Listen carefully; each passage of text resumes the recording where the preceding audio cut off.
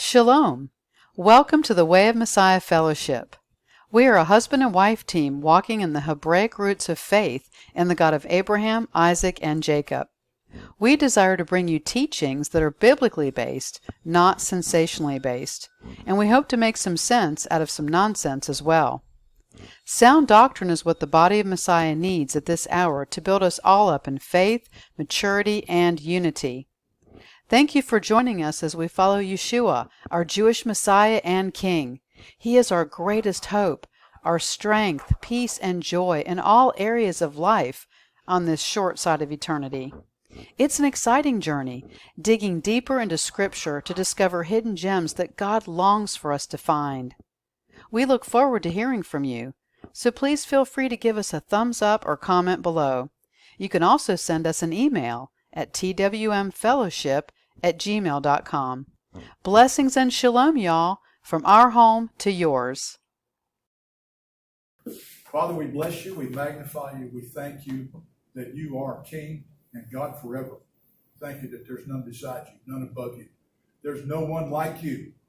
You are El Shaddai, God Almighty, the breasty one, our all-sufficient one. We bless you and magnify you. Jesus, thank you for what you've done for us, for looking down through the ages, for seeing everybody that's here tonight, whether they're online or in person, for loving us enough to do what you did. We bless you, we magnify you. Father, as we get into your word tonight, as we get into this time of worship and study, we ask you to show us things we've never seen before. Open our eyes to things maybe we didn't want to see. Help us to get deeper into your word, to know more about you, so that we can be closer to you. You know it's all about relationships, sir. So we ask you to draw us closer to you. May everything that we do from this point forward, Father, bring you honor and glory. As we say every week, less of me and more of you. We ask it in the name of our soon returning King, Yeshua, Messiah, Jesus Christ. Amen. Amen.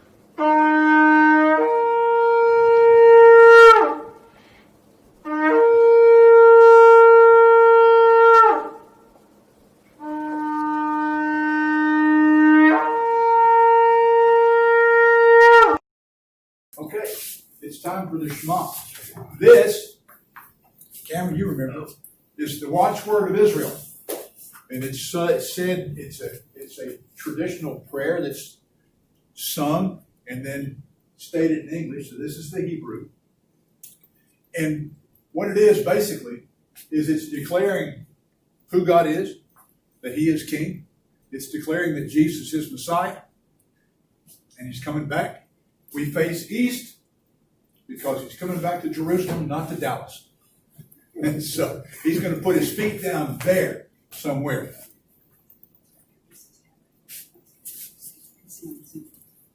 Okay, so y'all are going to have to help us. Carol and I will sort of lead us off.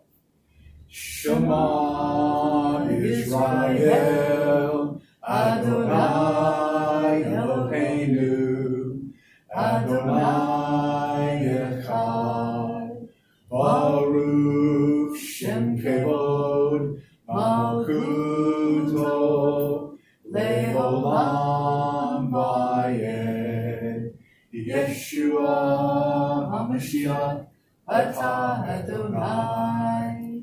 Hear, O Israel, the Lord is our God, the Lord is one. Blessed is the name of his glorious kingdom forever and ever. Jesus Messiah, you are Lord. Amen. Amen. All right, so like always, we start here. This is our anchor point. We've been down this road before. We've been down this road at least 5 times. Good.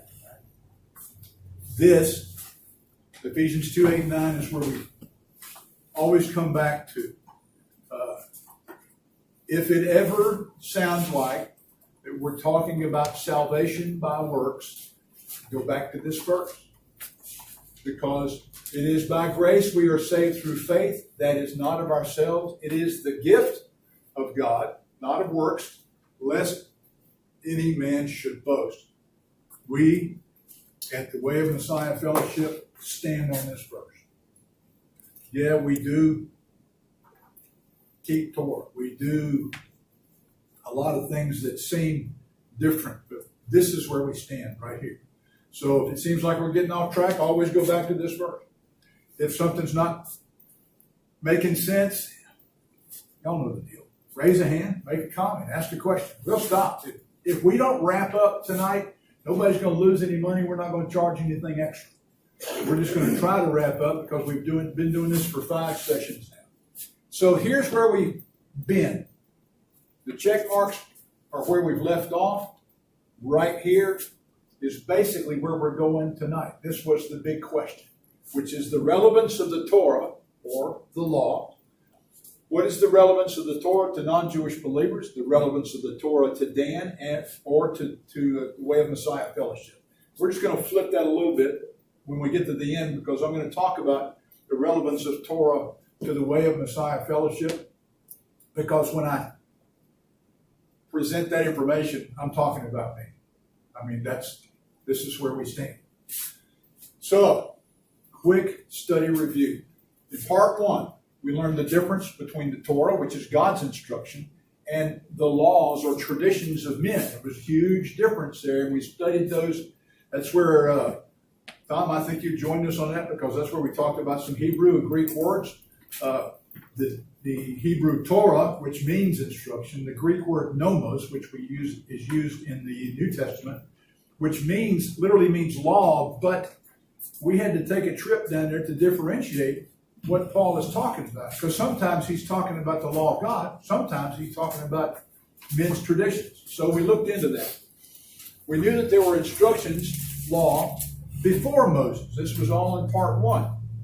We don't have those written down, but you can look at the Bible and know that they were there.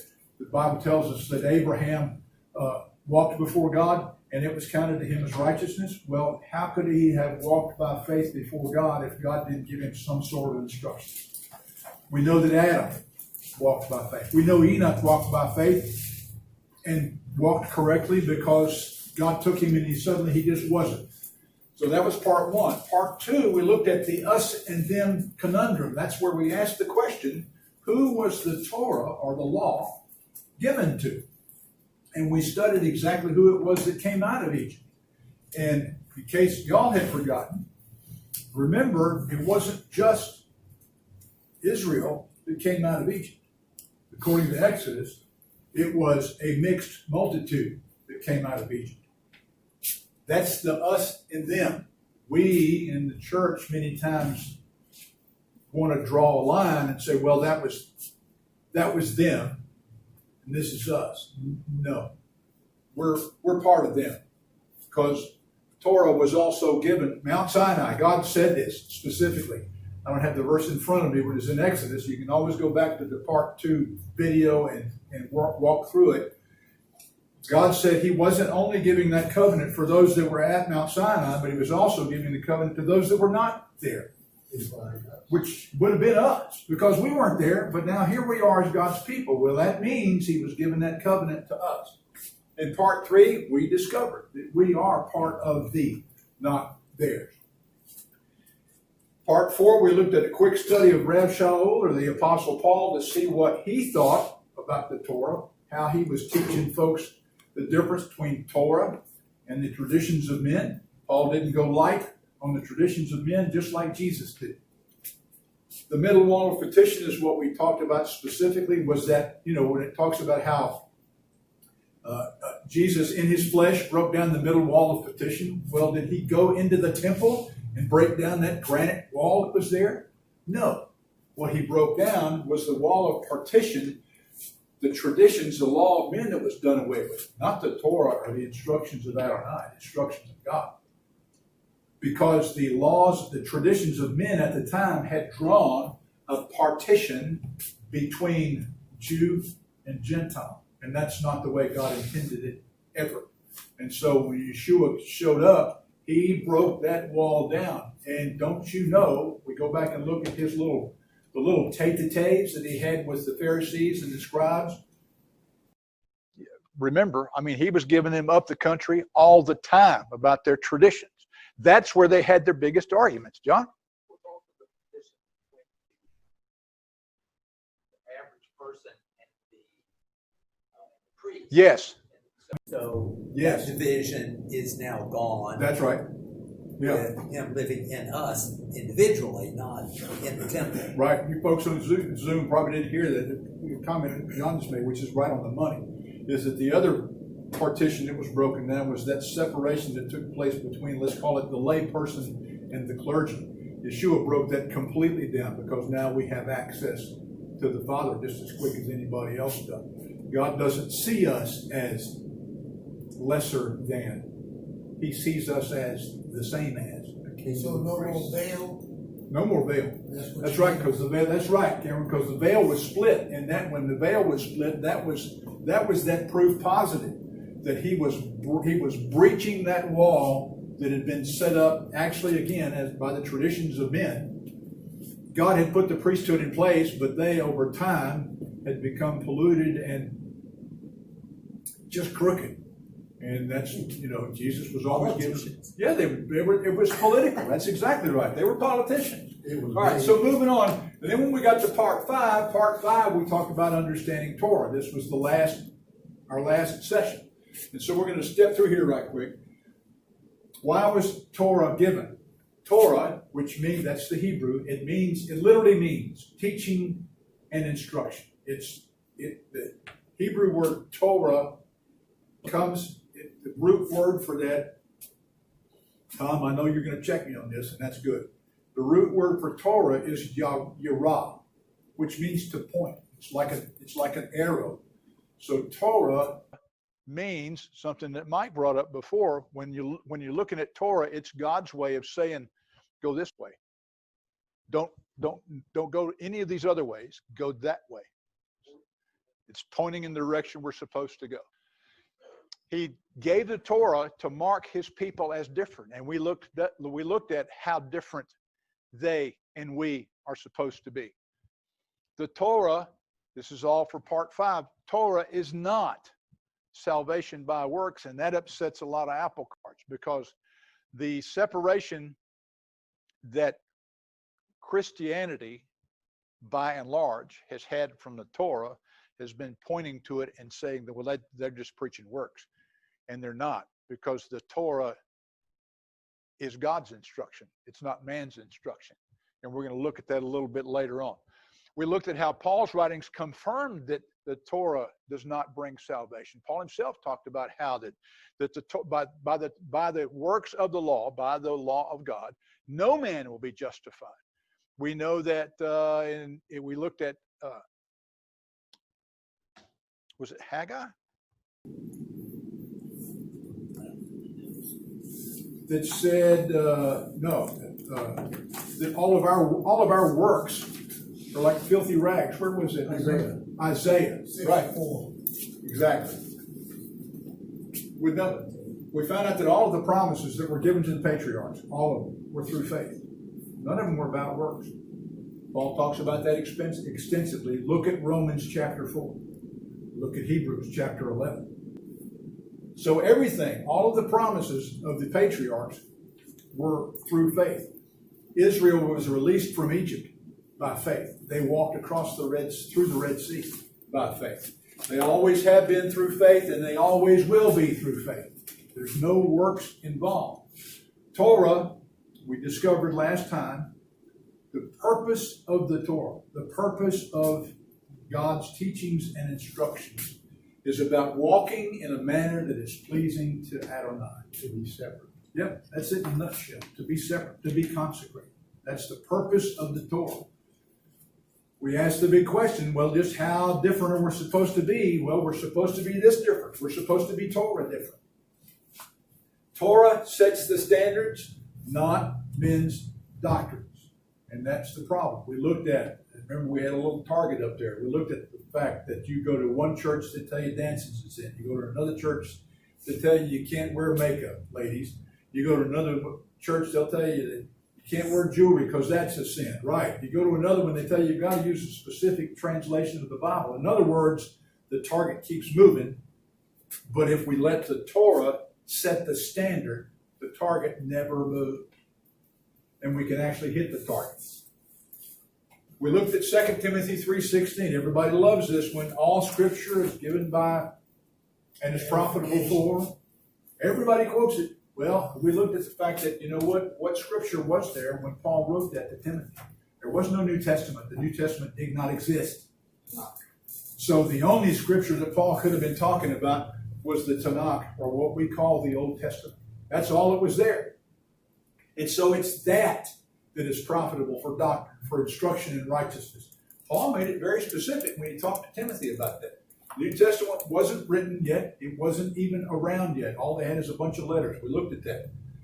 Paul was literally talking about the Torah, God's instruction, as that way to learn doctrine, to walk righteously. That's what all of those things were. The instruction in righteousness is exactly what the Torah provides, like we just talked about. The Torah of God points to the direction we're supposed to go. Last session's closing question, this is kind of where we're going to pick up for those who have been through the whole sessions with us, was, have I been mistaken about the law of God? That was our question to carry us through, which brings us almost to this week. Nearly. Because see, I went back and was looking at the video and remembered, I realized that I had cut my brother Dr. Judd off when he was responding. He'd made an observation and I didn't quite catch all of it. You had said, why didn't God just cast the serpents out? Wouldn't that have been easier? Yeah. We were talking about the serpents. Remember the bronze serpent? And John said, and it's a logical question, why didn't God just cast the serpent? Wouldn't that have been easier than everybody having to look at this, what some can almost consider an idol? Choice and free will. Sure, it would have been easier, but had he done that, the people wouldn't have learned anything.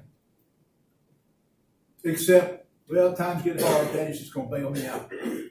Because they were being bitten because of their own rebellion and unbelief. That's why they were being bitten. That's why the serpents showed up. They rebelled against Moses. The serpents showed up. God made a way for them to be healed and set free. God wanted them to use their faith one more time to receive their healing and their forgiveness. And this is just me, John. This is just me. But that's why I think he didn't just cast the serpents out. Yeah, it would have been easier because he could have just like that and it would have all been over with. But, right. So that brings us here. I warned y'all, this is where we're going to start. Somebody's got a question? No one has a question, just a comment. Tom was just reminding everybody that's online that Tanakh stands for Torah. The T is Torah, instructions. The N is Nevi'im, prophets, and Ketuvim are the writings. Right? That's why Tom needs to be here. So he can just say I know he's only in Waxahachie. It's only what, 45 minutes? Right. So if that. the folks on Zoom probably would have gotten that, but if you didn't hear what Carol was just saying. Well, he put it in the chat. Yeah, what we call Old Testament, what we call the Old Testament. The Jewish community refers to it, and it's actually written this way. It's called the Tanakh. If you were going to spell that, it would be Tanach.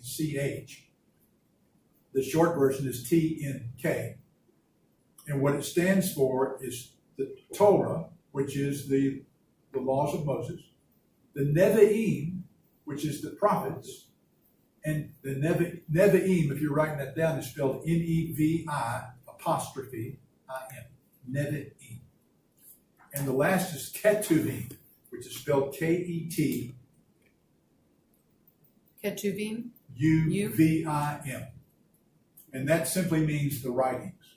So you have the law, the prophets. The writings would be like Chronicles, Kings, Samuel, Esther, Ecclesiastes, Ruth,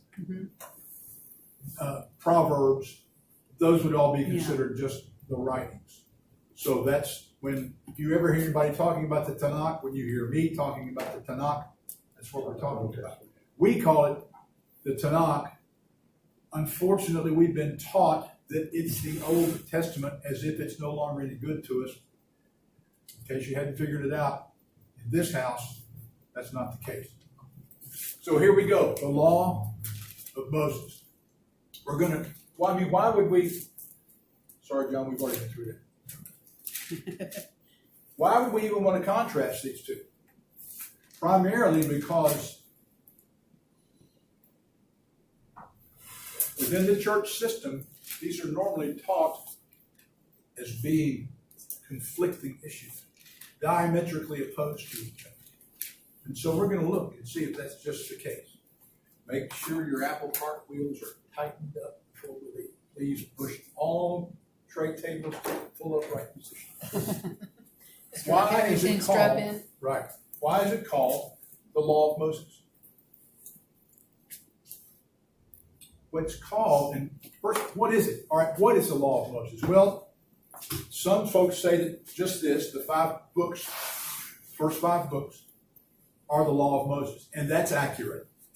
But you could also say that the entire Tanakh would be considered the law of Moses. And the reason I say that is because within the prophetic writings, when you look at David's writings in the Psalms, there are actually instructions on commandments in those books. So you could refer to all of that as part of the law of Moses. When people discuss the law of Moses, you have to listen to what they're saying to find out if are they talking about the Torah, or are they talking about the Tanakh? So it could be all of that. John? Isn't it kind of a misnomer? Isn't it really the word of God as given to Moses? Well, it is. Quit stealing my thunder. Oh, That's sorry. good. But you're right. That's exactly right. It's also called, and this is important, the law of Moses is used, I got the blabbing here. It's used 22 times in the Bible. You may want to write this down because this is just interesting information. So the phrase, the law of Moses, is used 22 times in the Bible. It's used 7 times just in the New Oh Testament. my goodness. 22 is the 22 amount times. of letters in the Hebrew alphabet. And it's used 7 times specifically in the New Testament. But the law of Moses is also called the book of the law. And that's used 7 times in the Bible. Once in the New Testament, in the writings of Paul. It's also referred to as the law of God. John, you just hit on that. That phrase for this, the law of Moses, is used 7 times in the entire Bible and 3 times in the New Testament, the law of God. It's also referred to as the law of the Lord. Not different than, just another way to look at the law of God. The law of the Lord is used 21 times in the Bible. The law of the Lord is used only 1 time less than the law of Moses. And it's used 3 times in the New Testament. And then it's referred to sometimes as the law and the prophets. And that's found 5 times in the New Testament. It's not found in the Old Testament. But all of these are referring to the same thing. Which bring us to the question, who did it come from? Did it come from Moses? Did it come from God? Did it come from the prophets? Yes. But it came to them through God, as John just pointed out. Moses didn't just sit down, and this is important. So for a moment, we're going to focus on the 5 books. What is often referred to, sometimes unfortunately disparagingly, as the law. Moses didn't just sit down and write a bunch of rules. He didn't sit down and decide, well, Cameron, what are we going to do to keep these people in line? He didn't sit down and do that. Remember, he was on the mount for 40 days. And him and Yahweh Sabaoth, the Lord of hosts, were having a little tete-a-tete. And God was instructing Moses on how he expected his people to live. So what Moses wrote down, remember, when Moses got the instructions for the tabernacle, he got them directly from God. Moses didn't make that building up. We know that because later on we see it referred to in Hebrews.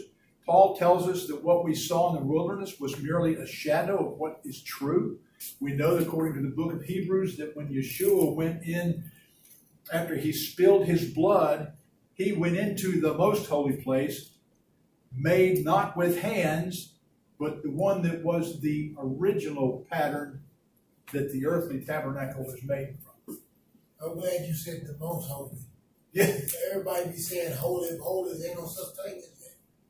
Well, if in the way it's first introduced to us in the Old Testament, in the Tanakh, is the Holy of Holies. It's the Kadosh HaKadosh, the Holy of Holies. But what it's referred to in Hebrews is the most holy place. Because by that time, remember, the temple was standing. The tabernacle had been done away with. Now the temple is in place. And I think that they use the phrase the most holy place because that huge structure, if you look at drawings of the temple of Herod's temple, it was a whole lot bigger than Solomon's temple. And Herod had put a lot of gewgaws and hangers on that God never defined for that building. So you had the inner court, the outer court, the court of the Gentiles, the women's court, and then finally maybe you could get inside the gate. And once you got inside the gate, then you had the outer court, and then you could go to the holy place, but then you had to go to the most holy place. And so I think the writer of Hebrews used that phrase specifically for those who were in the time of the temple to understand what you're talking about. We're not talking about that other place. We're talking about the place that God dwells, that most holy place. So the law of Moses was, basically Moses was God's stenographer. God said, I want you to explain this, tell the people this. So Moses wrote those things down. See, we don't have any problem with Moses writing the Ten Commandments. We'll give him that. When it comes to those other things, then we've got a problem. Because he's messing with our bacon. Sorry. Or he's messing with what our holy days are. Whoops. But the issue is that Moses wrote all of the Torah from God. So it came from God. What was it or what is it? We kind of discussed that. It is instructions for living. It is not, and I don't say this carefully at all, it is not bondage. It is not impossible to keep as we have been taught, because if it were impossible to keep, then that makes God a liar. Because God in Deuteronomy said, this is not too hard for you. In Deuteronomy, God also said, be holy because I'm holy. Now, we'll back that truck up for just a second. If the King of the universe is telling me to be holy, Cameron, do we serve a trickster? No. No. He would never do that to his kids. He would never tell us to do something we could not do. That's cruel. That's considered child abuse. When Jesus was here, he said, be holy just as I am holy. Was he kidding? Was he telling us to do something that he knew we couldn't do? Then why have we said all these years that you can't keep the Torah. You can't keep the commandments. That's why Jesus came. It's because you can't keep the commandments. Thanks for playing, but wrong answer. Because God said we can't. What we couldn't keep was the weight of traditions that kept mounting up on the people. That was a bondage. That was punishment. It was bondage. When everybody hears about, there's 613 commandments. I actually know there aren't. If you go through and count them, what happens with that list of commandments, and an individual named Maimonides, sometimes referred to as the Rambam, who was a Torah scholar in the 1600s, I think, maybe earlier than that. Tom, if you know off the top of your head, just put that over there. He's the one who first came up with the 613 commandments. But the problem is that some of those commandments are what we call double commandments. It's where a man wrote it down, and if the commandment of God says, give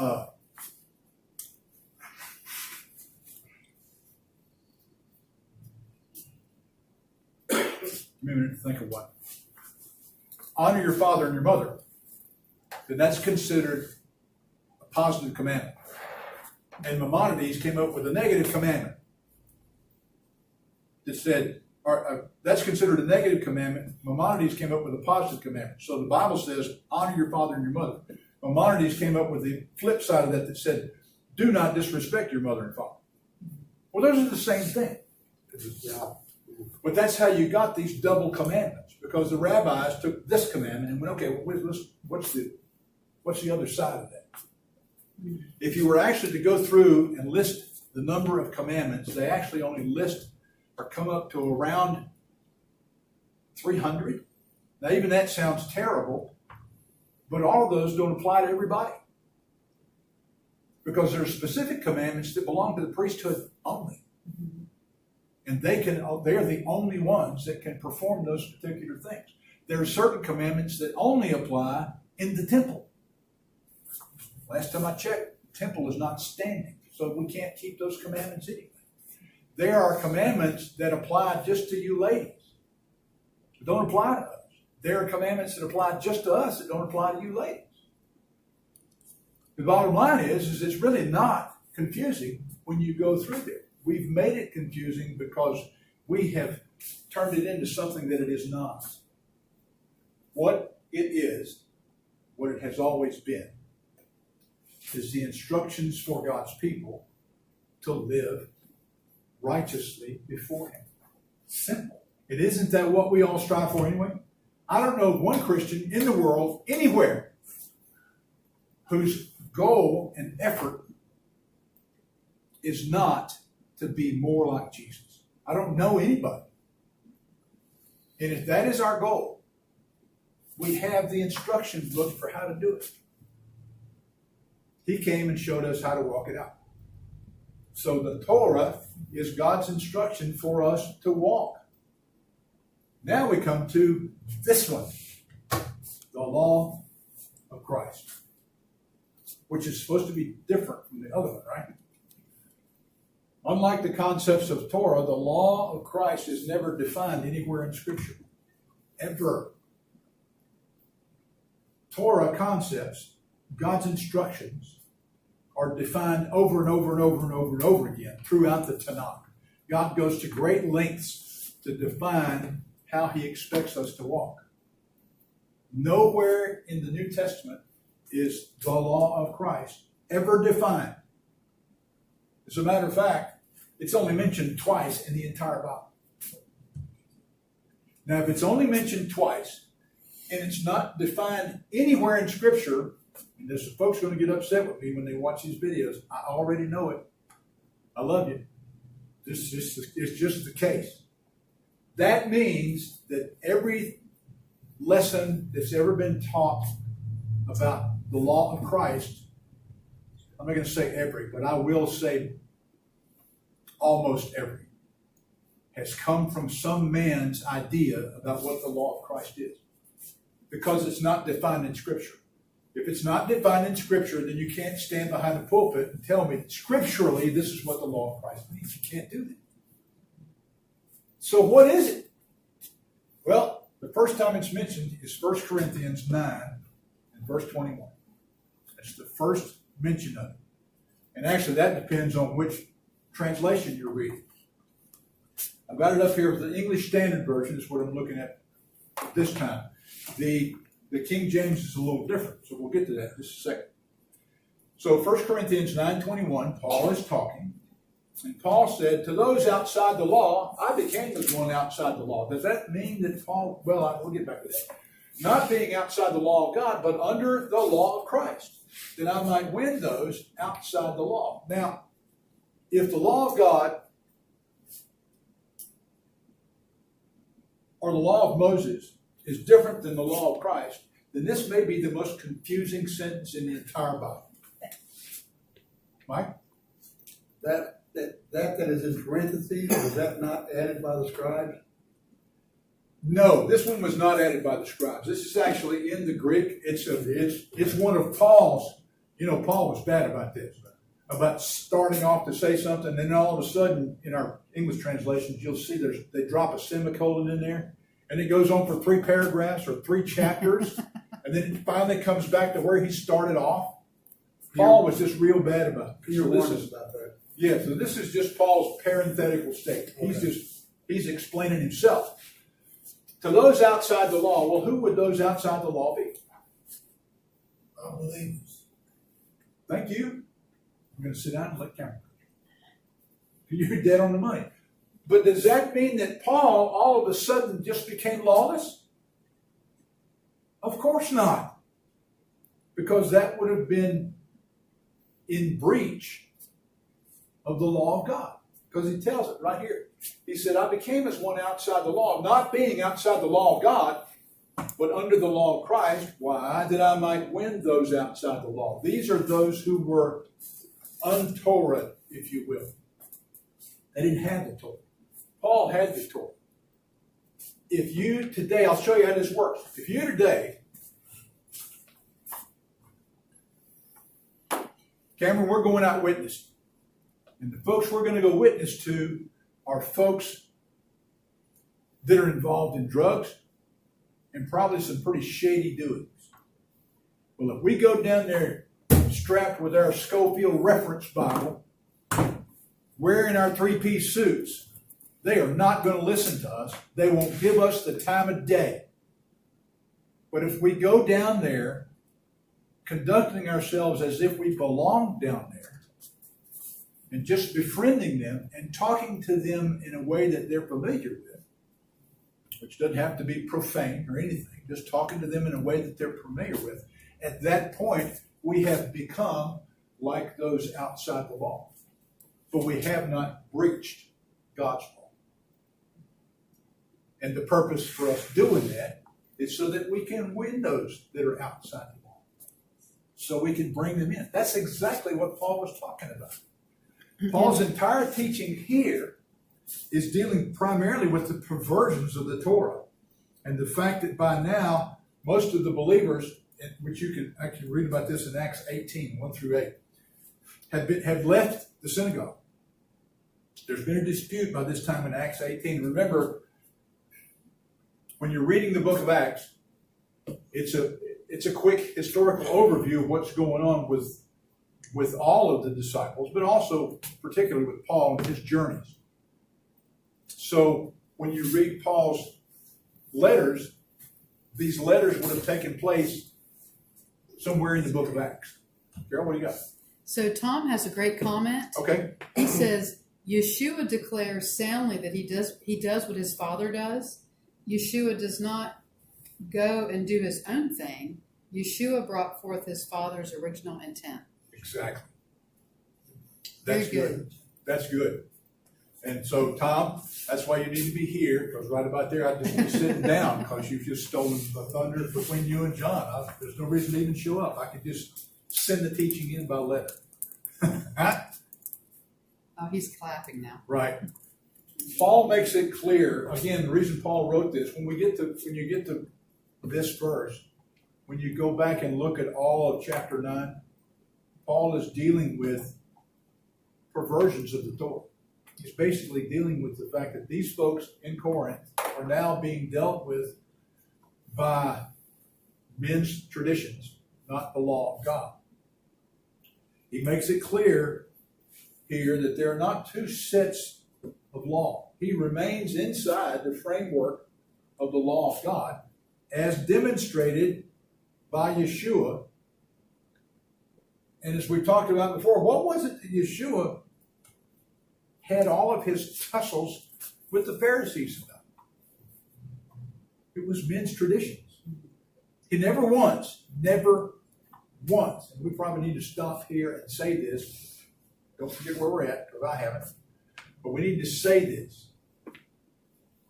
Yeshua, the whole time that he walked here on earth, never once broke the Sabbath or broke God's law. ever. Because if he had, he could not have been our sacrifice. So those who say that he broke the Sabbath. No, he did not. You need to back that truck up. That's not going to work. What he broke on the Sabbath was the traditional teachings about the Sabbath. He never once broke the Sabbath. Remember when he healed on the Sabbath? They were ready to stone him because he healed on the Sabbath. How dare you heal on the Sabbath? And even some of the Pharisees actually told the woman that he had healed, come back some other day to get healed. Well, if she's dying that day, she doesn't need to come back another day because there won't be another day. And so these folks, like John had pointed out earlier, they had set themselves so far above that they could no longer minister to the common person. And so here comes this radical rabbi from Nazareth blasting through town, breaking down all of their traditions, and not only just breaking them down, but also telling them why he's breaking them down and lighting them up on the way. You know, calling them interesting things like, you're nothing but a bunch of dead men's bone. You're a snake of vipers. You're a pit of vipers. That'll win you friends and influence people for certain. But that's how he dealt with those folks. Okay, so another way to look at this, the law of God, is here in the complete Jewish Bible. Now, I appreciate David Stern's work, and that's a great reference material, which is why I've got it up here. And the way he puts this, I think, lays it out pretty clear about what Paul is talking about here. With those who live outside the framework of Torah, I put myself in the position of someone outside the Torah in order to win those outside the Torah. Remember the example we just gave. Paul didn't break the Torah. He put himself in the position of those outside the Torah. So we're going to go downtown. We're going to minister to some folks, try to share the gospel with them. We've got to take whatever word we have in our heart, because if they see us coming, and you know this, we both dealt with these kind of folks. They can smell a Bible coming, and they'll scatter like cockroaches because they don't want anything to do with it. Because the gospel it's a rock of offense. We've got to go down there and be one of them to sort of establish relationship, and then we can introduce them to the gospel. They'll see the difference. But in the meantime, we put ourselves in a position of somebody that's outside the Torah. We go down in fellowship with them. Why? To win those outside the Torah. Now this is where Paul is explaining again, although I myself am not outside the framework of God's Torah, but I am within the framework of Torah, watch this, as upheld by the Messiah. When we back up, that phrase, framework of the Torah as upheld by the Messiah, is right here under the law of Christ. Now, if you've got a King James Version, this of will be two. And the Greek doesn't really, the Greek lends to a translation either way. It could be the law to Christ or law of Christ, either way. But that's what Paul is talking about. Lost my place. Here we go. And then we have Galatians 6:2. What? Well, I have the New Living Translation. Okay, what does it say? He said, when I am with the Gentiles who do not follow the Jewish law, Okay. I too live apart from that law so that I can bring them to Christ. But I do not ignore the law of God. I obey the law of Christ. Okay. So you get separating the problem, Jewish law from the law of God. And you can't. Which I get, but I mean, that's his way of talking about tradition. Yeah. I was to say, his way of saying Jewish law is the Pharisees' law. Yeah, the men's traditions. Yeah, the traditions of the elders. Right. Right. But because what we talked about, they had kind of forsaken God's law to begin with. Yeah. So the next one is Galatians 6:2. Now, actually, remember I told you up here, it's only mentioned twice in the Bible. Technically, Galatians 6:2 is the only place it's actually mentioned in the Bible. Hang on a second.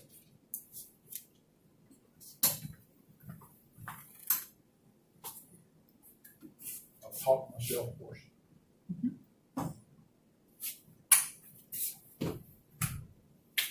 In Galatians 6:2, and this is a simple verse. Bear one another's burdens and so fulfill the law of Christ. And this is where most law of Christ messages come from, because it doesn't mention the Torah. And so it's easy to turn this into something that it isn't, as if it's another law. Yeah. Remember, this whole concept is only mentioned twice in the New Testament. And this is actually the only place in Scripture where the Greek itself is the phrase law of Christ. This is the Greek, and it's pronounced ta nomon tau Christo, and it literally means the law of the Messiah. So Galatians 6:2 is the only place in the Bible where, in the Greek, the text actually says the law of Messiah, or the law of Christ. The other one in Corinthians is translated the law of, but it can also be translated the law to. Here specifically we have the law of. Is that significant? It could be. But the point is that this is technically, if you're into technicalities, kind of like that one sitting up there, she's a detail person. This is the only place that law of Christ is mentioned in the Bible. Now, what's interesting here is that Paul wrote the letter to the Galatians. Paul chose a specific phrase, this phrase, the law of Christ. To us, it really doesn't make a lot of sense. Like we talked about, the law of Christ is not defined anywhere in Scripture. It just kind of jumps out. It's just kind of there. And you have to deal with it. And with all due respect, I think that the folks who have taught us what they have dealt with it the best way they knew how. It wasn't malicious. They just dealt with it the best way they knew how. Once again, as we've been pointing out all through this series, we have forfeited the roots of our faith. And as a result, we just don't know what we don't know. Paul must have chosen this for a reason, and he did. Do any of y'all know what the midrashes are? The midrashes, there are three sets of books. There's the Talmud. Well, there's actually four. There's the Talmud, the midrashes, the Targums, and the Gematria.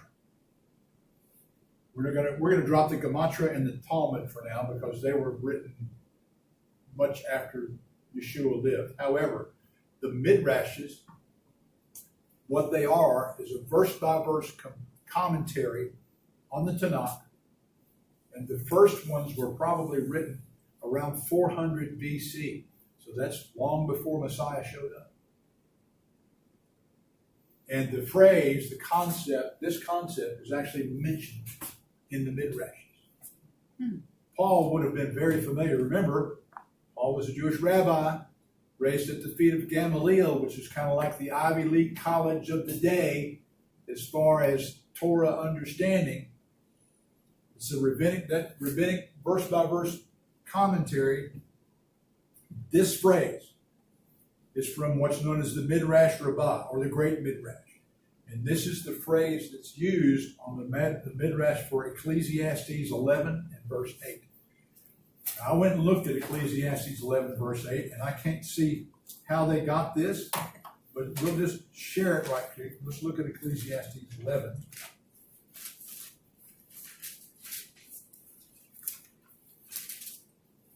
And verse 8, and I'm using the KJV, and my translation says, "But if a man live many years and rejoice in them all, yet let him remember the days of darkness, for they shall be many. And all that overcome this is vanity." I read that and I'm like, okay, I don't get it, but all right. But in the midrashes, one of the rabbis that wrote a midrash commentary on that verse, their statement was, The Torah which a person learns in this world is vanity in comparison with, ready, the Torah of Messiah. That was written 400 BC. 400 years before Messiah came, people were talking about the Torah of Messiah, the law of Christ. So when Paul pulled this phrase out, he pulled it out specifically because folks that were familiar with the Midrash would have been familiar with this phrase and would have understood that all the Torah that's learned here on earth up until the time of Messiah is vanity. In other words, we don't have it. We can't get it until Messiah shows up to explain it to us. That is the Torah of Messiah. Let me read that Midrash statement to you once more. And this is the Midrash, this is the commentary, 400 BC, on Ecclesiastes 11 and verse 8. And it says, the Torah which a person learns in this world is vanity, or useless, in comparison with the Torah of the Messiah. In other words, they were looking for Messiah to come to fully explain what the Torah was saying. Now my question to you is, did he? Well, I would think so. Remember, he gave the Pharisees up the country all the time because they were breaking the Torah. They were perverting the Torah. Remember what he told them about the whole deal about the first commandment with promise? The law of God says, honor your father and mother, but you say, don't worry about that. Basically, the rabbis at that time were saying, go ahead and break the Torah. If you've already got money that you gave to the temple, just tell your parents, oh, well, sorry. I've already given this away. He slammed them every time he had a chance. And made up stuff, but he never, ever broke Torah. That's right. He never broke Torah. But he broke the doctrines of men left and right. He made a point to do it. Yep. Does that mean, while we're here, does that mean that we need to make a point of purposely getting in the face of the doctrines of men today? We're not No. Messiah. Thank you. We're not Messiah. And we are so far removed from the roots of our faith. Then what good, how would that be beneficial at all? Cameron and I have different perspectives on different verses in the Bible. There's already enough separation going on in the body of Christ. Why don't we sit down, start off with Yeshua, where we agree 100%, and then from there we can expand out. If we come across those things that we see differently, okay. And that's right. Just go right back to where we agree. We can always go back to there. If we find those places where we can discuss and maybe come to an agreement in the middle, that's great. In Yeshua's time, when he was walking the earth, they weren't removed from the roots of the faith. They were supposed to be living the roots of the faith. So they had literally perverted the Torah. He was shaking them loose, setting things right. Okay, so the concept here was that Messiah would fully live out the Torah and teach it correctly. So when Paul talks about to bear one another burdens and so fulfill the law of Christ, what do you think he's saying? Based on the Midrash. I guess what I was somehow assuming is bear one another's burdens. And when I think of the law of Christ, I think of love the Lord your God with all your heart, strength, and mind, and Love your neighbor. love your neighbor, which is bear one another's burdens. And So in doing that, you fulfill the Torah of God as upheld by Messiah. Remember, Messiah upheld the Torah perfectly because he introduced the spirit of the Torah instead of the letter of the Torah. Remember what he said about adultery? You even think about it. That's right. He had to break it down for everybody. It's like, it's not about whether or not you actually are sleeping with the woman. Are you thinking about it? Well, you're there. You're there. Boom.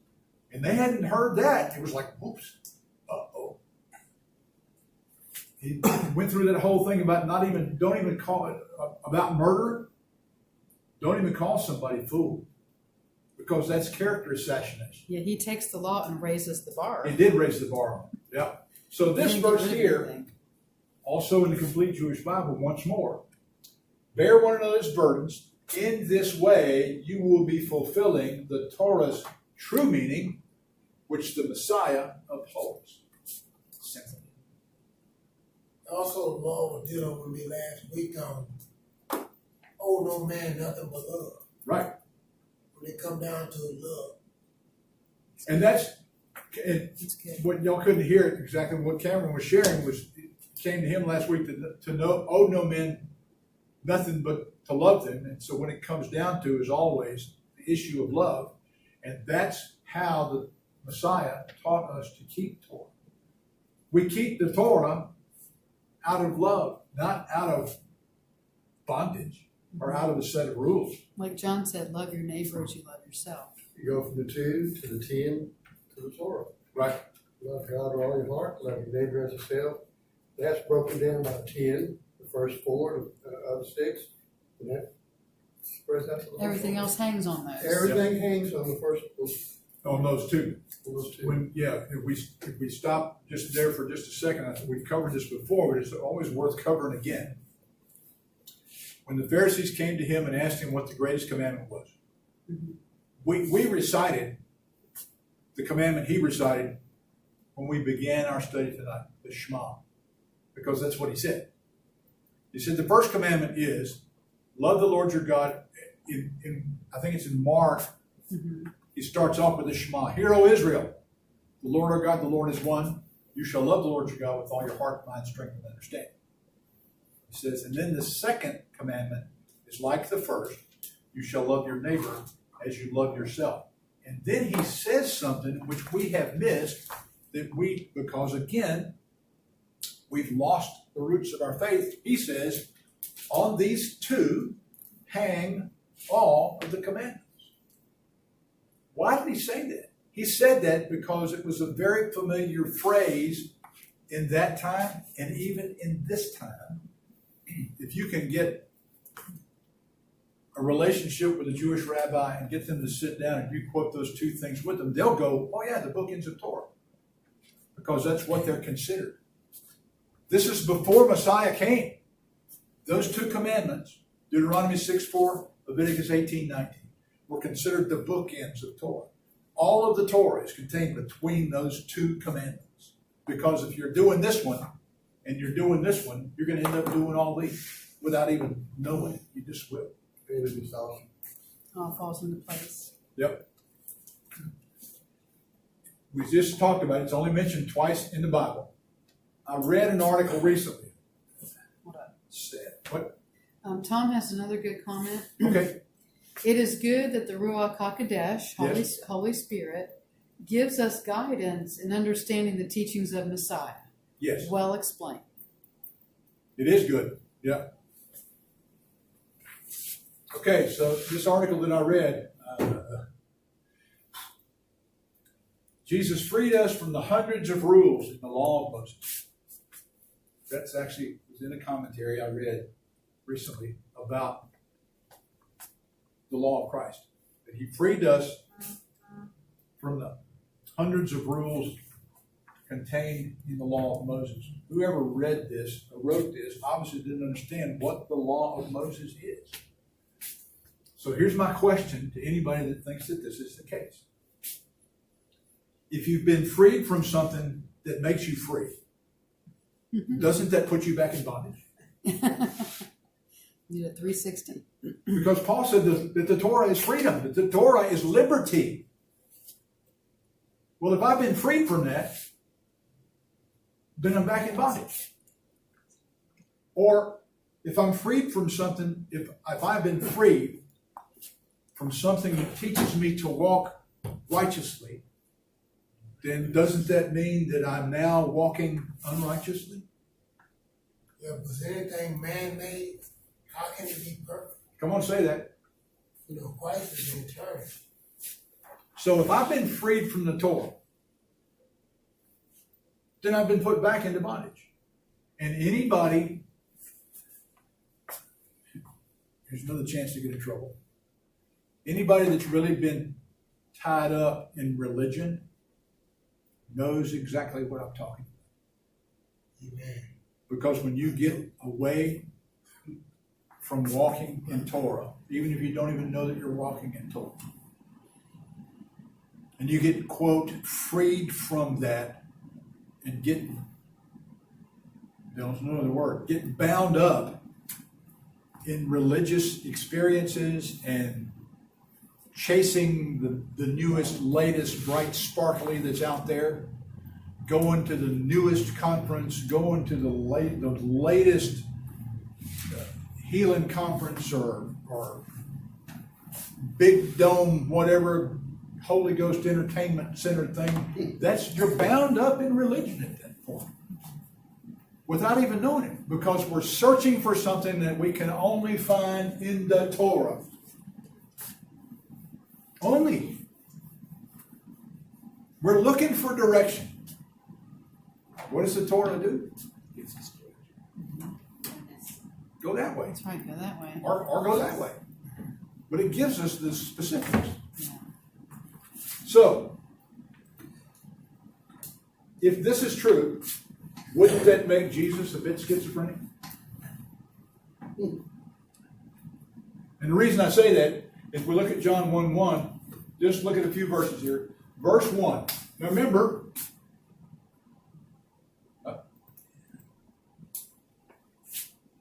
if he really did this, if he freed us from the hundreds of rules in the law of Moses, quote, it makes him a bit off his feet. He's a little bit out there.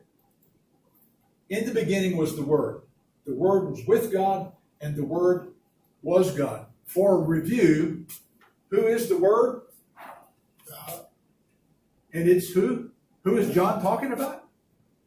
We know he's talking about Jesus. Because Jesus, the Word, this word in the Greek is logos, which means the revealed essence of. In the beginning was the Word. Jesus is referred to as the Word. So he was in the beginning.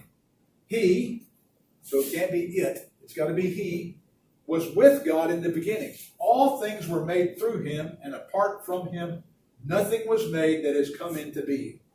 In him was life, and the life was the light of men. The light shines in the darkness, and the darkness has not overpowered it. If he was around from the beginning, he is God. He was with God in the beginning. If he's the one who called all things into being, I'm going to let y'all draw your own conclusions right quick as we just go forward. The true light, still in John 1, chapter 1, the true light coming into the world gives light to every man. He, Yeshua, was in the world, and the world, the world was made through him. That means he's been around for a long time, but the world did not know him. He came to his own, but his own did not receive him. But whoever did receive him, those trusting in his name, to these he gave the right to become the children of God. They were born not of a bloodline, nor of human desire, nor of man's will, but of God. Here we go. And the Word became flesh and tabernacled among us. We looked upon his glory, the glory of the one and only from the Father, full of grace and truth. John, that would be John the Baptizer, testifies about him. He cried out and said, "This is he of whom I said, the one who comes after me is above me, because he existed before me." Remember, Yeshua himself said, "I know Abraham." He said before Abraham was, I am. What? How can that be? If he's not God. Verse 16, out of his fullness we have all received grace on top of grace. And here's the trick verse. Torah was given through Moses. Grace and truth came through Yeshua, the Messiah. Well, Torah did come through Moses. Grace and truth did come through Yeshua, Messiah. But does that mean that grace and truth didn't exist before Messiah? Does that mean that the Torah is not filled with grace and truth on every page? Of course not. The Torah is full of grace and truth everywhere.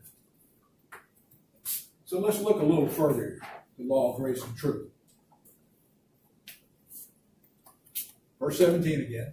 We're going to look at it in a couple of versions. Okay, here's the KJV. For the law was given by Moses. But, see this but that's in italics? Michael, this is what you were talking about a while ago. This is not in the Greek. There's no but there. The problem is that when we read this, because the translators were translating from a perspective that did not respect the Torah, they put this word in here which draws a distinction between two things. It makes them different. It basically is saying there was this, but now there's this. Well, no. There's not a but now there's this. There's always been this. The grace and truth has always been there. Let's look at another translation. The ESV. For the law was given through Moses. For the Torah was given through Moshe or Moses. Grace and truth came through Yeshua the Messiah. What does all of that mean? What's interesting, again, New Living Translation says, but God's unfailing love and faithfulness came through Jesus Christ. Yep. Two totally different words. But does that mean that God's unfailing love and faithfulness didn't exist in the time of Moses? We can't go there. Look what he did. He brought the children of Israel out of Egypt. He brought Abraham into a land of his own. He brought him a miracle son. I would say that that's favor. I'd say that's grace and truth. He saved Noah and his family when he was going to kill everybody else. Grace and truth are personal attributes of God, which Jesus, Yeshua, just personally revealed. And let's look at what John is talking about here. The fact that John includes Moses, who was not divine, in an explanation of the one who is divine, basically shows John's appreciation for Moses. It's not saying that there's a difference here. The Torah was given by Moses. Doesn't mean it's not still in fact, it's just a statement of fact. The Torah was given by Moses. Grace and truth was demonstrated in Yeshua Messiah. Personally, the Torah was given personally by Moses. Moses went out and went, here, Mike, here's the Torah. There had to be a physical manifestation of the rest of it in order for it to take place. Remember, everything that was prophesied about Messiah. He had to be lifted up just like the serpent, because the serpent in the wilderness was a direct representative of Yeshua Messiah. The Passover lamb was a direct representative of Yeshua Messiah. When God told the woman in the garden, he will bruise your heel and you will bruise his head, from her seed will come Messiah. Hello, women don't have seed. That was a reference to Messiah. God spoke these things ahead of time. Yeshua came to manifest those things physically. Moses manifested the Torah to the people, so they had the Torah to read. Yeshua came and manifested the love, the grace and truth that they had already been walking in. We've made the verse more difficult than it is. Through Moses, God delivered his instruction to us first. And then Messiah came for one reason, to show us how to walk it out. He came as a living Torah. To walk it out in grace and truth. This makes perfect sense when you stop and think about what was going on when John wrote this. The priesthood was perverted. It was, as John said, it was political. It was all politics. it was reprobate for the most part. I mean, you had Nicodemus, Joseph of Arimathea, and some other folks that we don't know the names of that were obviously righteous people. But by and large, what the Pharisees were teaching the people was not Torah. So John is saying, yep, Moses gave us the Torah. Now Messiah came to show us how to walk it out in grace and in truth. Because all those times that he went after the Pharisees and the Sadducees and the scribes and all those folks, the pit of vipers, every time he had those little tete-a-tetes with those folks, he never did it angrily. He always did it graciously. He spoke the truth, but he always spoke it in love. That's grace and truth in action. If he's God, here we go, we're coming back to this now. If this was the case, that Jesus freed us from the rules of the law of Moses, wouldn't that make him a bit schizophrenic? We've just shown that he is God. He's not somebody else. He's not somebody who can make amendments. He is God. If he's God, why would he retract commandments that he himself said were forever? Wouldn't that make him a liar? Wasn't it God that said in Malachi, I am Yahweh, I change not? We read in Hebrews chapter 13, Jesus Christ the same yesterday, today, forever. If he's the same, and he's always been the same, then why all of a sudden would he change his mind? Whoops, wait a second. This is too hard. You guys can't do this. I'm going to do something new. No, because remember, he raised the bar. Exactly. Yeah, Not right. Go ahead. that was it. I'm just repeating I'm it. good with that. Abolish or fulfill? Yeah, we got to go here right. Matthew 5:17. We can turn there right quick if you want to, because I didn't put a slide up for it. But y'all know it. You're probably very familiar with it. Or did I? Yeah, I did. King James Version, but Matthew 5:17, if you've got it in your scriptures, we're going to be going there anyway, so hang on to that.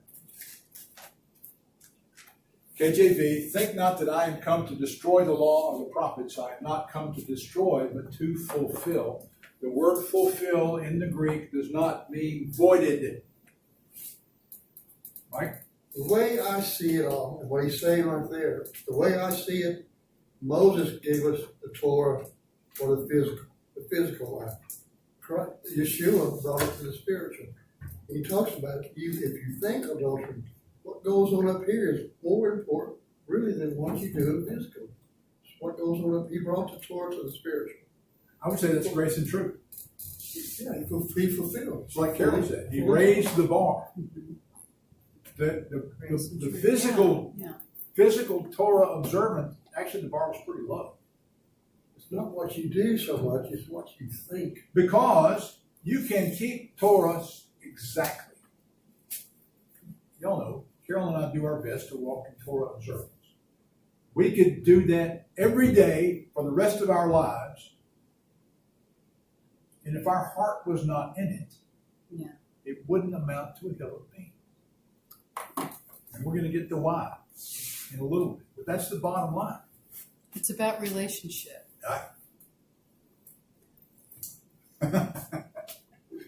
So fulfilled does not mean void. This is the common English version, in case you're wondering.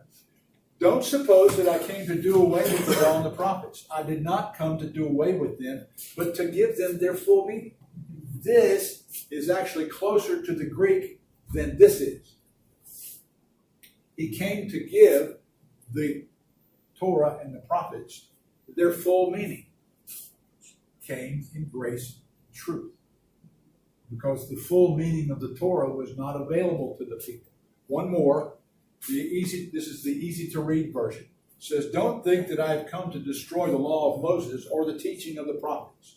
I have come not to destroy their teaching, but to give full meaning to them. The word fulfill that we see here it actually means to fill up, not to fill up and abolish it, because he said it himself. Let's just use his own words and look at it. He said, I did not come to destroy the law of the prophets. I did not come to destroy it, but to fulfill it. Well, we've turned fulfill into a word that says do away with, which would make him a liar, because he just said, I haven't come to destroy it, but to fulfill it. But if we plug in what we think fulfill means in Scripture, the verse reads, I have not come to destroy, but to do away with. What? That's just wrong. Lunacy. Why is the Torah important? The Torah, not doctrine, is where we find the instructions on how to live. You want true liberty? It's in the Torah. And apparently Jesus thinks it was pretty important also, because he said in Matthew 5:17, we just read part of it, and I'm going to put this up on a larger, this is the Common English version. We just read 5:17. Don't suppose that I came to do away with the law and the prophets. I did not come to do away with them, but to give them their full meaning. Heaven and earth may disappear, but I promise you that not even a period or a comma will ever disappear from the law. Ever disappear from the law. Everything written in it must happen. Mike, run outside right quick and just see if heaven and earth are still here. I look out the window, no, it's still there. If they're still here, then this is still here. So why do we say it isn't? Verse 18, we just looked at. Verse 19, nobody likes this verse, because it drives an idea home that we don't want to look at. If you reject even the least important command in the law, that's the law of God, and teach others to do the same, you will be the least important person in the kingdom of heaven. Now chew on that. If you reject even the least important command in the law, you know what the least command in the law is considered to be? Not to take the last egg out of a nest. That's the least command. So that the birds, God even takes care of the birds. Jesus said this. Yeah. He takes care of all the animals, so that the birds have some progeny left. Don't take the last egg. That's considered the least commandment. If you reject even the least commandment, now, if an individual says, now we can break out the full length mirror, and I could just stand here and preach to that mirror and be preaching to me, because I've been down this road. I've been one of those who stood behind the pulpit and said, God's law has passed away. All that Jewish stuff, that's all passed away. I was this person. I taught others to do the same. I taught that God's law was passed away, which made me the least important person in the kingdom of heaven. Now, you can chew that however you want to, but you're going to come up with the same conclusion in your own Bible. It's basically it may be worded different, but it's going to say the same thing. John, you've got the New Living. What does verse 19 say in the New Living? So if you ignore the least commandment and teach others to do the same, you will be called the least in the kingdom of heaven. Yikes. But Of course, you're still in heaven. yeah. You're still there. You're still there. That's a back row seat. Yeah, that's There's a right. column. Yeah, in the balcony. There's a probably column. in There's a front column of in front of you, but you're still there. You're there, right? You're there. In the outer courts. But we go on, and it says, but if you obey and teach others its commands, you will have an important place in the kingdom. You'll get that box seat upstairs. No, you're still in the back. You're just in front of the column. Right. You must obey God's commands better than the Pharisees and the teachers of the law obey them. If you don't, I promise you that you will never get into the kingdom of heaven. What is verse 20 talking about? Wow. Well, verse 20 is talking about righteousness by faith. Verse 20 is talking about Ephesians 2:8-9. It is by grace you've been saved through faith. This is not of works. It's the gift of God, lest any man should boast. we must obey God's commands better than the Pharisees and the teachers. I'm going to go back to kind of what Mike was saying here. It's up here. Yeshua came, gave us a higher bar on the Torah so that we weren't obeying it like they were. Were they obeying it? Yeah, Paul talks very specifically about how he was zealous for the law. Kept all the law. He kept all the law of the Pharisees. Quick example.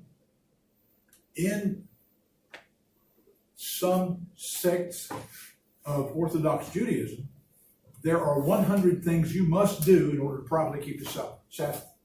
100 things you must do in order to properly keep the Sabbath. But Yeshua said the Sabbath was made for man, not man for the Sabbath. It's a rest day. So that's where he turned it all upside. He raised the bar. He made it a spirit issue, the spirit of the law, not the letter of the law. That's exactly what's being said here. I'm not sure what that's supposed to be saying. So we go back to the law of Moses. The law of Moses is the law of God, or the Torah. And since Jesus is God, then his law, the law of Christ, is also the law of God. This is where we end up. We started off contrasting the law of Moses to the law of Christ. I'm going to ask you, is Jesus God in the flesh? Absolutely. Isn't that why he came? Yeah. Isn't that exactly what Gabriel told Mary? You shall call him Yeshua. Well, His name will be Emmanuel because he is God with us. Is he another God?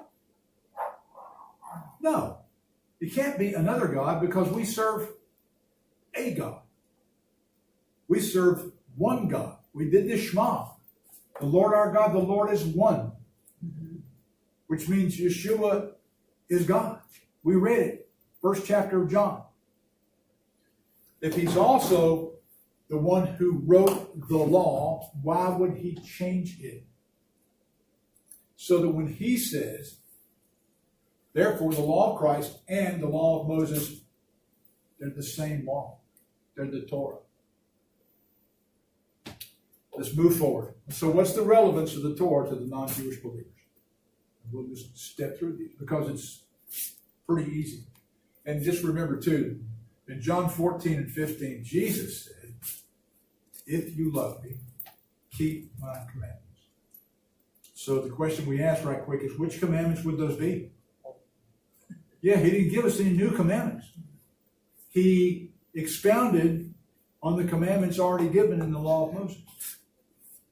So, the relevance of the Torah to non-Jewish believers, first of all, not being Jewish is irrelevant regarding the Torah of God. It's not about being Jewish, Mike. So, if before Abraham was, I am, so the one giving Moses the law on the mountain is Yeshua. Exactly right. Oh, that's good. Exactly right. I'm glad somebody was ready to draw that conclusion.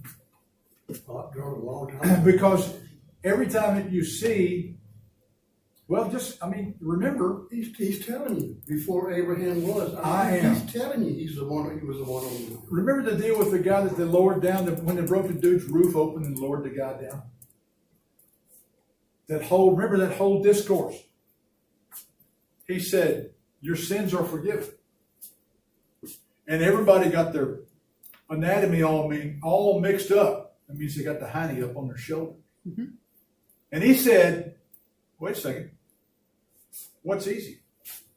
Say your sins are forgiven or tell the guy to get up and walk. But that you may know that the Son of Man has power to forgive sins, something only God can do. I say to you, rise, pick up your bed, go home. And he did. Yeah. And Tom says, Yeshua means God saves, rescues, and helps. Exactly right. Yep. So not being Jewish is irrelevant where the Torah is concerned. Remember the us and them conundrum? It wasn't about being bloodline Israel. That's where I was going with that a moment ago. On the mountain, he said, "This is for the stranger and the native, And remember, and the stranger, the foreigner." remember we talked about the stranger, the sojourner. If you wanted to remain a stranger, you could remain a stranger. If we wanted to remain a stranger, reprobates, we could. That's our choice. But we chose Yeshua Messiah. We chose Jesus Christ. We chose to become Israel, not Baptists. Sorry. Or Methodists or whatever. We chose to follow Messiah Yeshua. We chose to be his. And in choosing to be his, we became sojourners. We became like native-born Israel. And so we go back to, how is native-born Israel expected to act? According to Torah. This just is what it is. How do we relate? How do we relate to the Torah? Here it is. If you got somebody that's got a special relationship with you, wife, friend, sibling, parent, whatever. Child? Sure. How do you deepen that relationship? That's the question. Well, you get to know them by learning more about them and their ways. What are they like? What are they not like? What brings them pleasure? What doesn't bring them pleasure? If I put my feet up on the coffee table, is my wife really going to go off? So because I like peace in the house, I don't put my feet on the coffee table with my dirty boots. I just don't do that. But I could. Well, learning more about their ways, that's how we relate to Torah. Because it's all about relationship, like Carol said. I want to know him. I want to know more about him. How can I be like him if I don't even know who he is? Or if I think he's some guy that's got a perfect Van Dyke haircut, or Van Dyke beard, and blue eyes. Sorry. According to James, here's why we keep Torah. According to James, without works, faith is dead. Now remember, James was another one of those folks. He wrote his epistle. It's just a letter. Wouldn't consider it scripture. It's just a letter. And when James wrote that epistle, the only scriptures that there were was what? The Tanakh. Mm-hmm.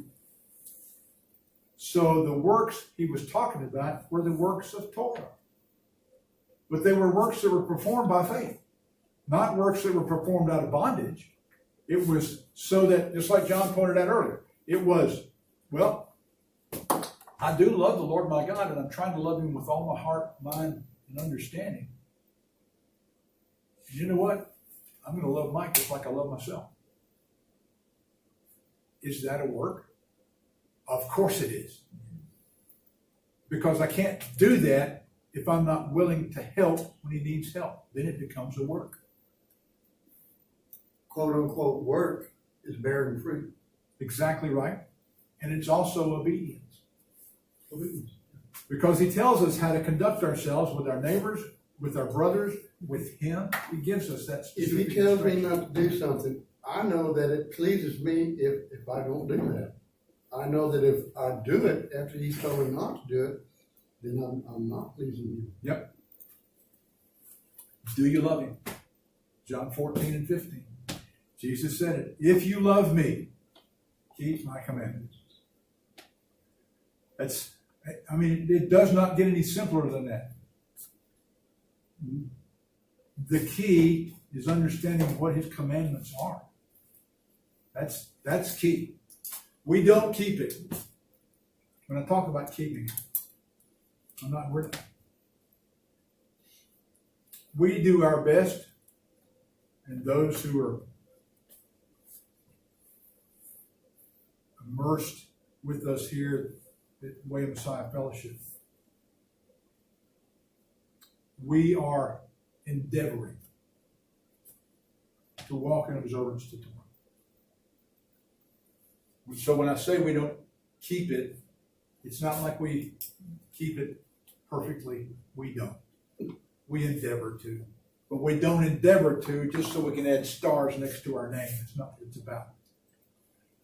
We keep it because of relationship. Remember the slide, I guess it was the last slide. In a marriage, here we go. Do you pick and choose the vows that you keep? You know, keep the ones you like, reject the ones you don't like. Is that how a marriage works? Not for long. Well, our relationship with the King of the universe is the same way. Do we pick and choose his expectations of what we keep or what we don't keep?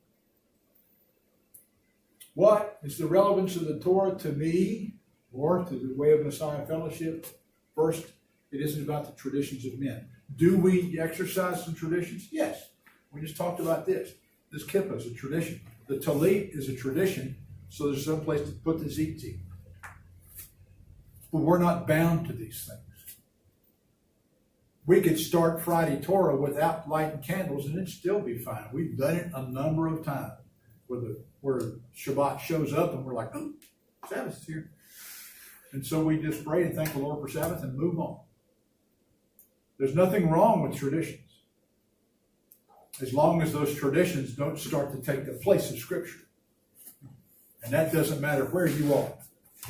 If your traditions take the place of Scripture, then you have stepped across that line into no longer making it not about the traditions of men. At that point, it becomes all about the traditions of men. And we're endeavoring not to do that.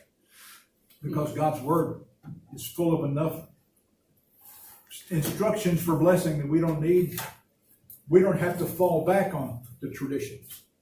It's about the instructions of a loving King. That's the whole relevance of the Torah to us. We see the Torah as relevant for today, for all followers of Jesus Christ. Not just us, for everybody.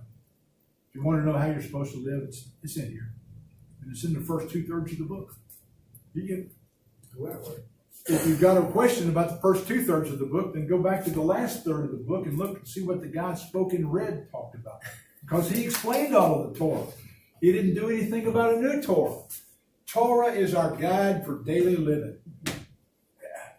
It's not any I can't make it any simpler than that. It's about obedience.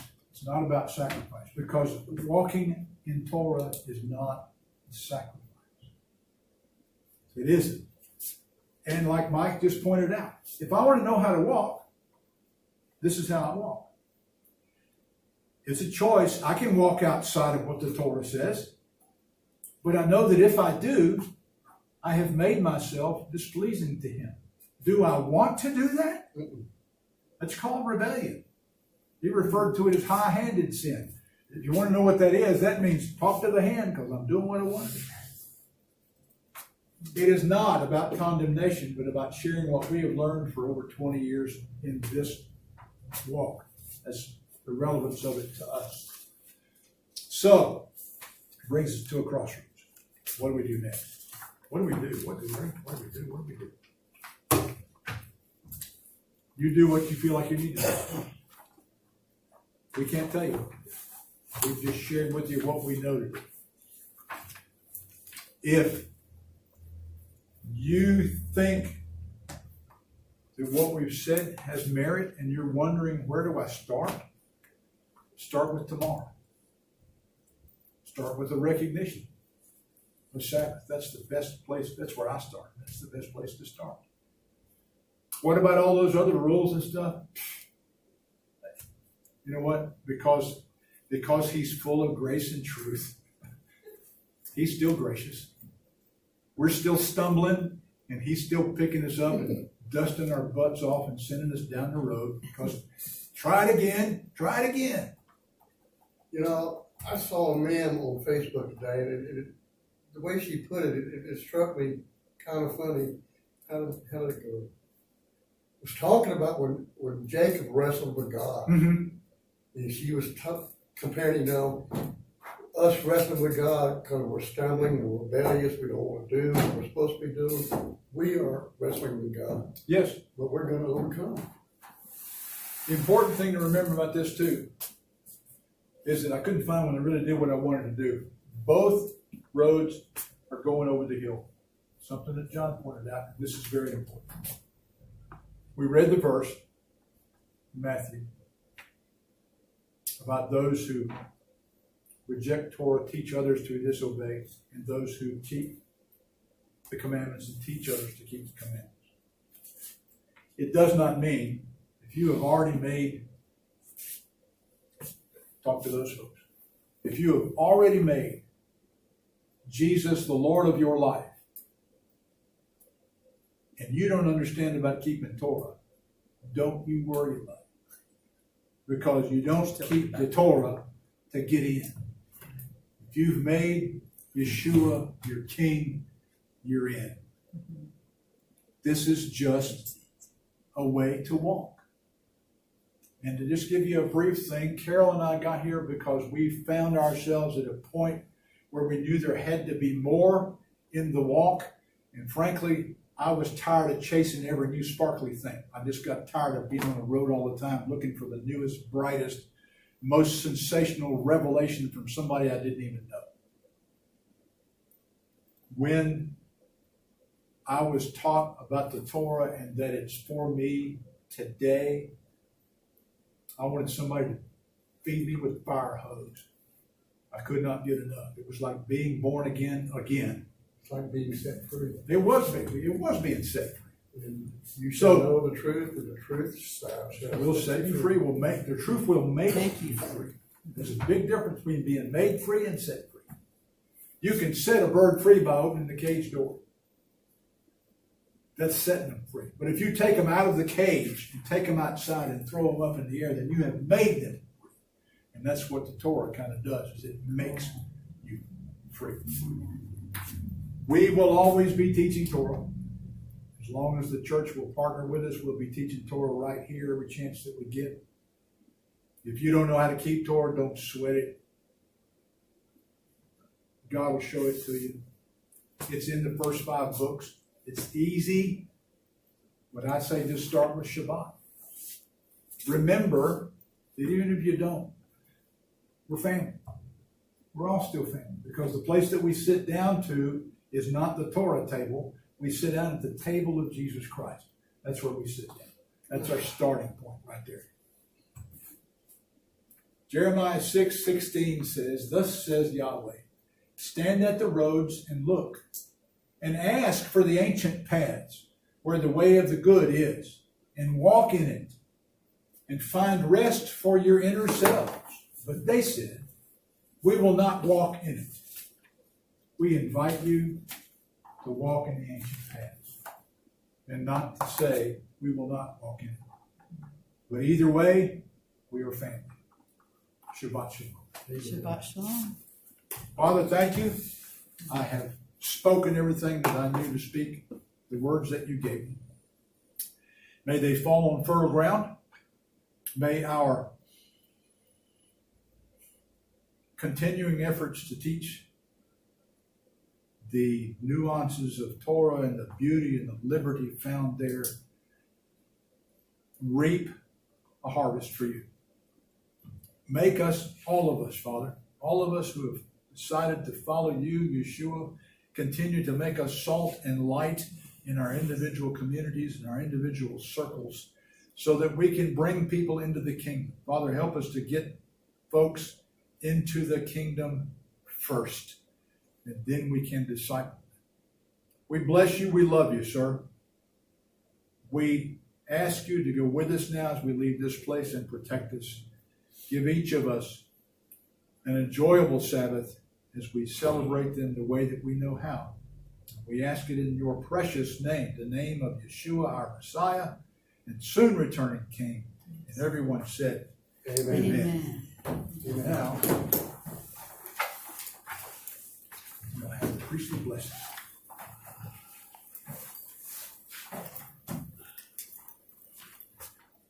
I can tell that you're kicked off. Yeah.